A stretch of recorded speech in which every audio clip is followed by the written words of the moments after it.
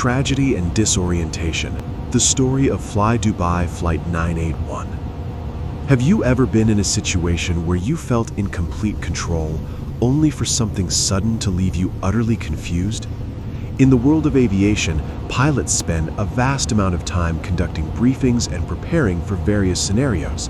But what happens when the unexpected occurs at exactly the wrong moment? Can preparation itself eventually become the enemy? The beginning of the journey. The story of Flydubai Flight 981 began in Dubai on March 18, 2016. Around 9:45 p.m., a crew consisting of 2 pilots and 5 flight attendants gathered in the Flydubai crew room at Dubai Airport. They were preparing for a night shift that included 2 legs, flying from Dubai to Rostov-on-Don, Russia, and then returning home. The departure was scheduled at 9:45 p.m. Dubai time. With a flight time of approximately 4 hours and 35 minutes, the crew would not return home until after 6 a.m. the following morning. Even under normal circumstances, flying through the circadian low window, the period when the human body is most prone to fatigue, is challenging. However, as the pilots reviewed their briefing materials, they realized the weather in Rostov-on-Don was far from ideal. A cold front was moving through the area, bringing severe wind gusts, rain, and potential thunderstorms. Specific conditions and the crew. Rostov-on-Don was considered a particularly complex airport. In Russia, pilots often had to use meters instead of feet for altitude and set their pressure to QFE, reference to airport elevation, instead of QNH, reference to sea level.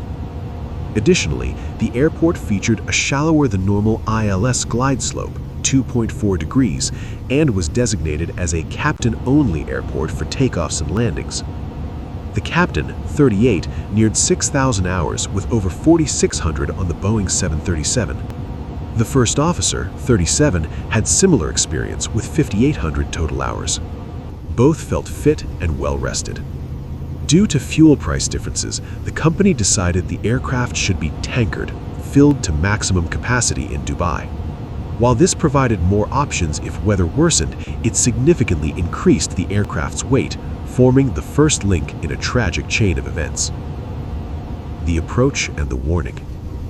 The cruise phase of the flight was uneventful. The captain utilized the head-up display, HUD, a device that projects flight data onto a glass screen in the pilot's field of vision, allowing him to monitor instruments without looking away from the window. As they neared their destination at 1:40 a.m., the controller reported unstable weather with gusts up to 29 knots and low visibility. Crucially, a SIGMET was in effect, warning of severe turbulence and wind shear from the ground up to 15,000 feet. Wind shear is a sudden change in wind speed or direction that can cause a rapid loss of lift, making it extremely dangerous near the ground. The escape maneuver.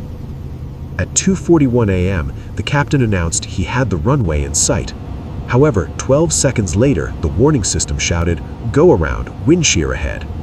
The crew reacted instantly. The captain initiated a wind shear escape maneuver, pushing the thrust levers to the firewall 102% N1 and engaging the TOGA switches. Because the engines are mounted under the wings, applying full power creates a powerful pitch-up moment, forcing the nose upward.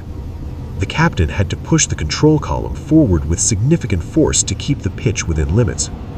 In a wind shear escape maneuver, unlike a standard go-around, the landing gear and flaps remain extended to ensure the aircraft maintains its configuration in case of an impact with the ground.